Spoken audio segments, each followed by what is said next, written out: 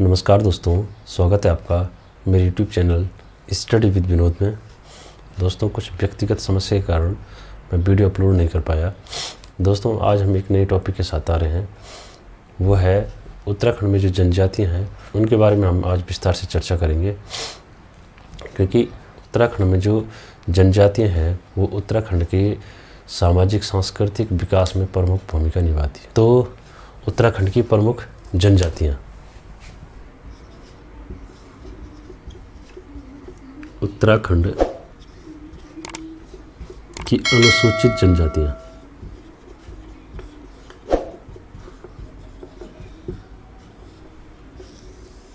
भारतीय संविधान के अनुच्छेद 342 का में सूचीबद्ध आदिम जातियों को अनुसूचित जनजातियाँ कहा जाता है।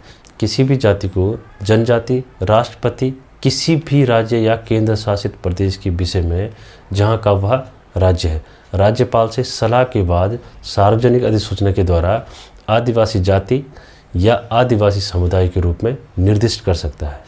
ऐसी जातियां अनुसूचित जनजातियां मानी जाती है। इस समुदाय की कुछ प्रमुख विशेषताएं होती हैं।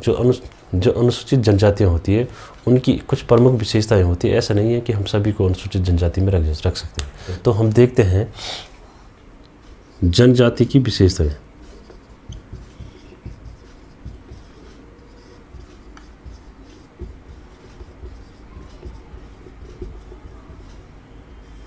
जनजातियों में कुछ अलग सी विशेषताएं पाई जाती है, जिसके आधार पर हम उनको अनुसूचित जनजाति में रख सकते हैं। जो पहली विशेषता होती है वो है उनमें आदिम लक्षण पाए जाते हैं, यानी पुराने लक्षण पाए जाते हैं, आदिम लक्षण पाए जाते हैं।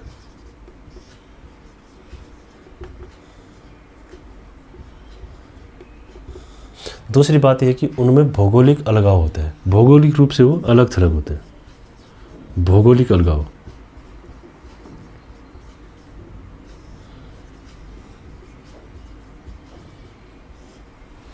नंबर 3 है वो उनकी एक विशिष्ट संस्कृति होती है। उनकी एक अलग संस्कृति होती है जिस आधार पर हम उनको अनुसूचित जनजाति में रख सकते हैं। तो नंबर 3 है विशिष्ट संस्कृति।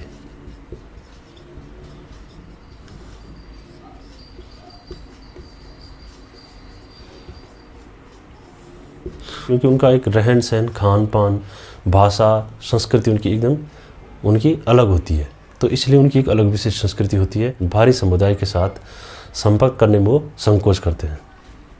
ठीक है, तो नंबर 4 है बाहरी समुदाय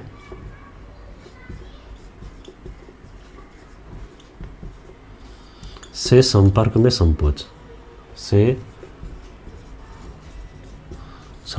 संकोच। वो बाहरी जो समुदाय है उनसे संपर्क करने में वो संकोचाते हैं। आर्थिक रूप से वो पिछड़े होते हैं।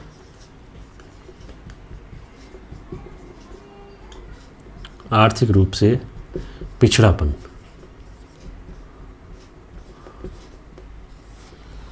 ठीक है, इसके अलावा अगला है कृषि की पुरानी तकनीकी। जो जनजातीय समूह होते हैं उनकी कृषि करने की जो टेक्निक होती है पुरानी होती है। वो जल्दी से नई तकनीकी को स्वीकार नहीं करते हैं। कृषि की पुरानी तकनीकी।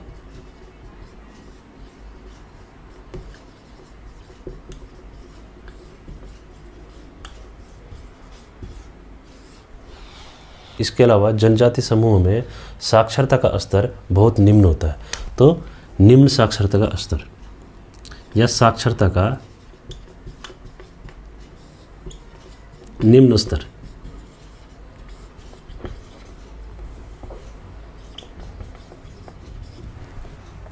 ठीक है, इसके अलावा एक और पॉइंट है, वो है स्थिर तथा घटती हुई आबादी। इनकी आबादी दिन प्रतिदिन घटती जा रही है।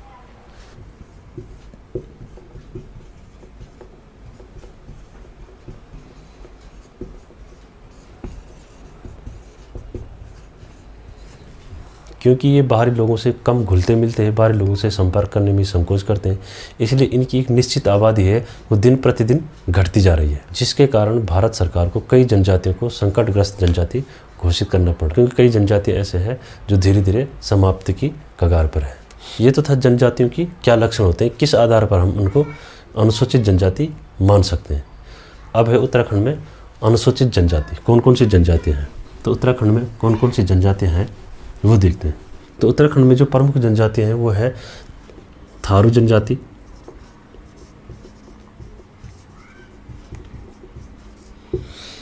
जौनसारी जनजाति, बोक्सा जनजाति, भोटिया,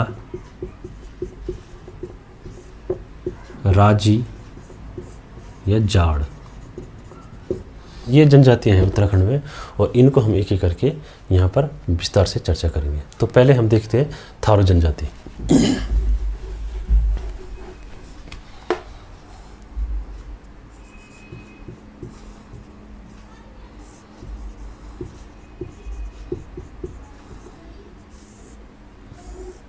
इस जनजाति की जो अधिकांश लोग हैं वो उधम सिंह नगर में निवास करते हैं। इसके अलावा वो नैनीताल और चंपावत जिलों में भी निवास करते हैं। तो हम लिखेंगे यहाँ पर निवास स्थान।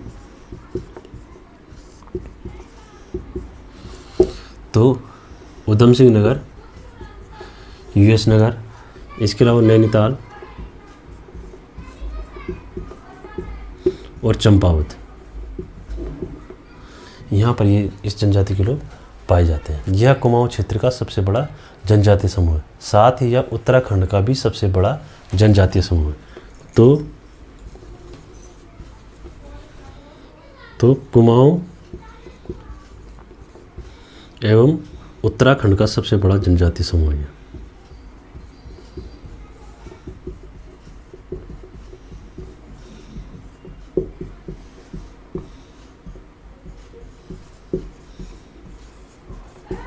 इसको आप नोट करके लिख सकते हैं, क्योंकि ये पूछा जा सकता है कि उत्तराखंड का सबसे बड़ा जनजातीय समूह कौन सा है। तो वो है थारू जनजाति। अब है शारीरिक गठन एवं भाषा, यानी कि ये शरीर से कैसे दिखते हैं और कौन सी ये भाषा बोलते हैं। शारीरिक गठन एवं भाषा,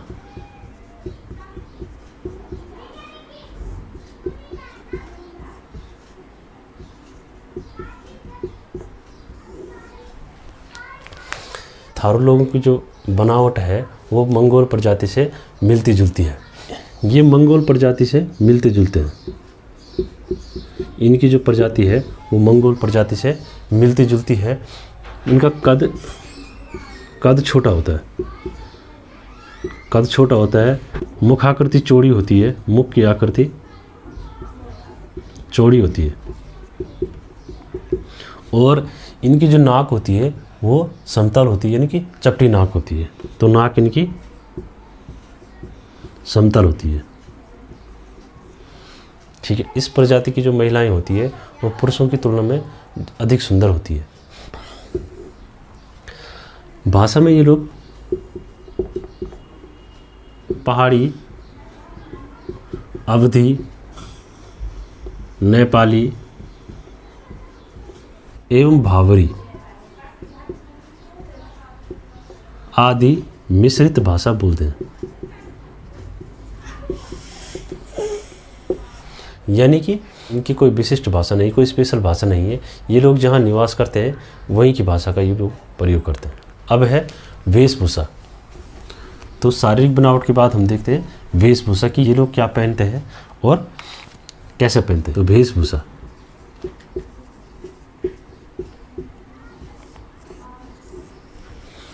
जो पुरुष हैं तो वो लंगोट पहनते हैं। जो पुरुष हैं वो अक्सर लंगोट पहनते हैं, साथ ही धोती, कुर्ता, धोती, कुर्ता, टोपी, ये पुरुषों की वेशभूषा है। और सर्दी के मौसम में ये ऊनी कोट और ऊनी टोपी पहनते हैं। स्त्रियां बूटेदार कुर्ता पहनती है, बूटेदार कुर्ता, रंगीन घाघरे और बालों को ढकने के लिए काला रुमाल प्रयोग करते हैं। ये स्त्रियों की वेशभूषा है। स्त्रियां शरीर पर गुदना गुदवाती है और ये आभूषण प्रिय होती है। तो गुदना गुदवाती है।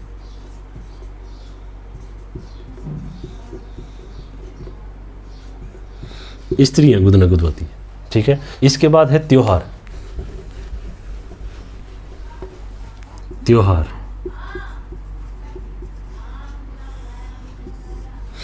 इनके जो प्रमुख त्योहार हैं, माघ की खिचड़ी,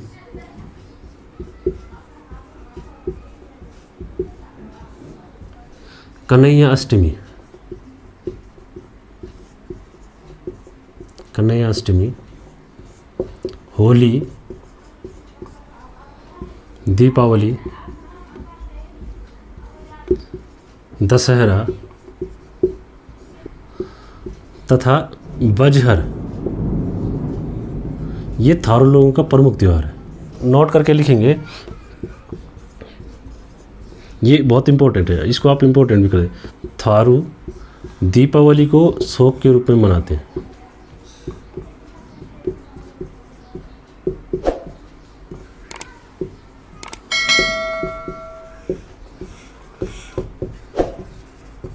ये लोग जो है दीपावली को शोक के रूप में मनाते हैं। दरअसल इसके पीछे ये परंपरा है कि इनके अनुसार इस दिन वो अपने पूर्वजों को याद करते हैं और उनकी याद में ये शोक मनाते हैं, और इसे ये दिवाली कहते हैं। दिवाली, वो ये मानते हैं कि जिनकी कुछ दिनों पहले या कुछ महीनों पहले मृत्यु हुई है, उनकी याद में वो शोक मनाते हैं, और इसलिए वो दिवाली को शोक के रूप में मनाते हैं। और ये बहुत इंपॉर्टेंट है, ये कई बार पूछा भी जा चुका है और पूछे जाने की भी बहुत ज़्यादा संभावना रहती है। यदि थारू जनजाति के बारे में पूछा जाएगा तो उनकी वेशभूषा या उनके त्यौहार, या सबसे ज़्यादा जो पूछा जाता है तो वो ये पूछा जाता है कि कौन सी जनजाति है जो दिवाली को या दीपावली को शोक के रूप में मनाते हैं। ये होली के त्यौहार को जो है फाल्गुन की पूर्णिमा को मनाते हैं। फाल्गुन पूर्णिमा को, फाल्गुन, ये लगभग इसको 8 दिनों तक मनाते हैं, और इस अवसर पर वो खिचड़ी नृत्य करते हैं। इस अवसर पर वो क्या करते हैं? खिचड़ी नृत्य करते हैं।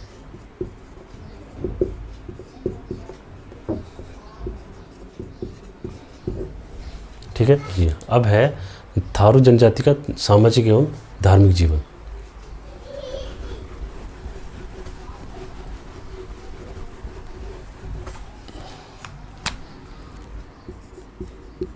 सामाजिक एवं धार्मिक जीवन।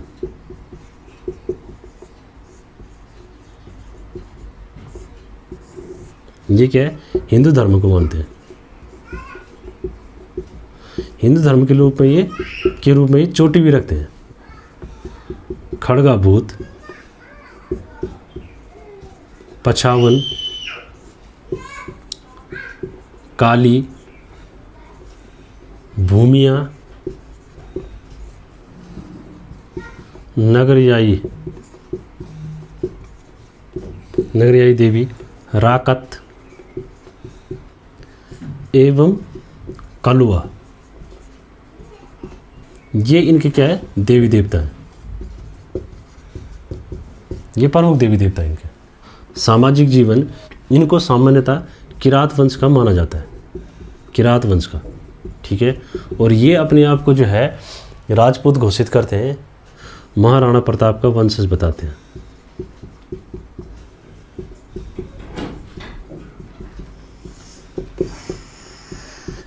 ये कई गोत्र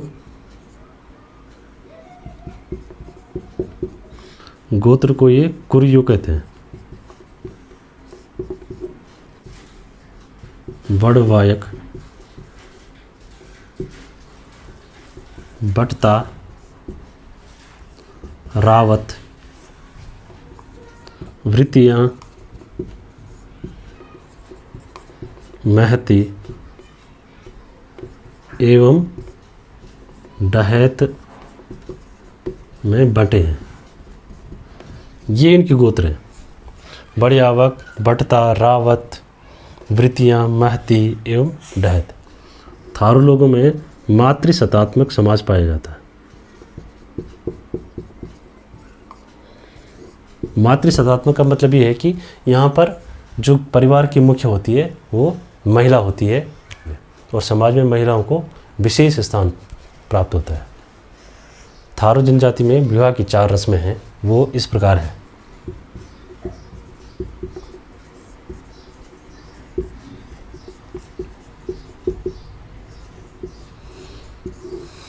जो पहली रस्म है उसको कहा जाता है अपना पराया। यह सगाई की रस्म होती है और इसमें लड़के वाले लड़की के घर जाते हैं, वहाँ गुड़ और मछली ले जाते हैं और जब लड़के वाले इस रिश्ते को स्वीकार कर लेते हैं तो वो राम राम समधि जी कह करके पुकारते हैं और उसके बाद वहाँ गुड़ और मिठाई बांटी जाती है और ये माना जाता है कि रिश्ता बन गया है। तो पहली है अपना पराया।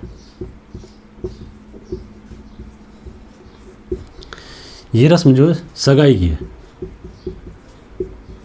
ठीक है। दूसरी है बात कट्टी।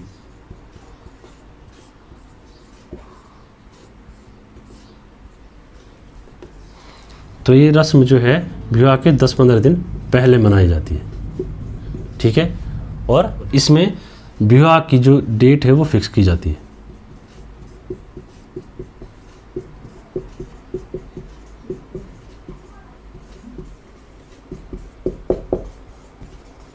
यानी कि शादी का दिन निकाला जाता है, ठीक है। तो उसको क्या कहा जाता है?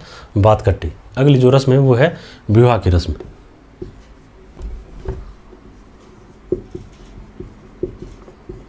इनका विवाह प्रायः माघ या फुलेरा दूज में होता है। माघ या फुलोरा दूज में। इनका जो शुभ दिन है वो इतवार यानी कि संडे या बृहस्पतिवार, ये 2 दिन इनके शुभ दिन है।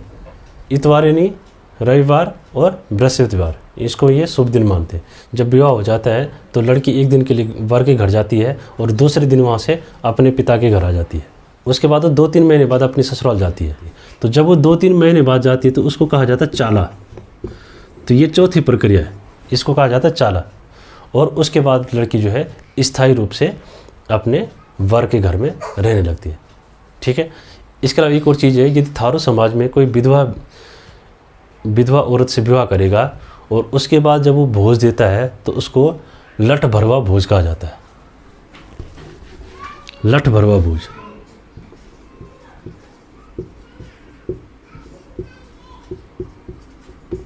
लठ भरवा भोज। इसके बाद है वस्ती या मकान।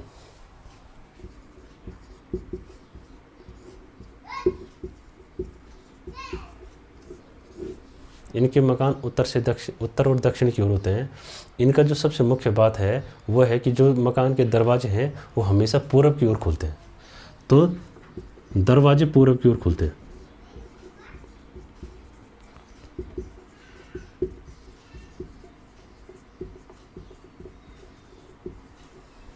ठीक है। ये क्या करते हैं, जब कोई आदमी मरता है तो उसको दफना देते हैं और जब लौटते हैं तो लौटते समय चौराहे पर एक छोटी सी पुलिया बनाते हैं। इस पुलिया बनाने के पीछे इनका विश्वास है कि इसके सारे मृत आत्मा संकट को पार पा जाएगी। इनका जो मुख्य भोजन है वो है चावल और मछली। और जो इनका मुख्य पेय है तो वो है तंबाकू और मदिरा यानी कि शराब, ठीक है। ये जो शराब है इसको चावल से बनाते हैं, चावल से शराब बनाते हैं और इस शराब को ये जो है जाड़ कहते हैं। इसके बाद है आर्थिक जीवन, कि ये अपना जीवन कैसे व्यतीत करते हैं, कैसे अपनी रोजी रोटी चलाते हैं। आर्थिक जीवन। इनका जो आर्थिक जीवन है वो कृषि और पशुपालन पर आधारित है, ठीक है। कृषि और पशुपालन, साथ ही आखेट। आखेट यानी कि शिकार। शिकार करना भी इनका क्या है, आर्थिक जीवन का आधार है। यानी कि अपने आर्थिक जीवन को चलाने के लिए शिकार भी करते हैं। इनकी जो मुख्य फसल है वो है चावल, ठीक है। अब है राजनीतिक संस्थाएं। इनकी जो राजनीतिक संस्था है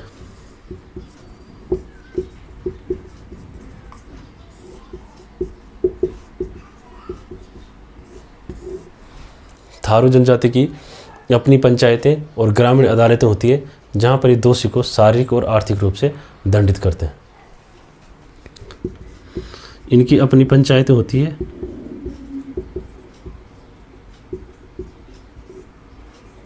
पंचायतें और ग्रामीण अदालतें होती है।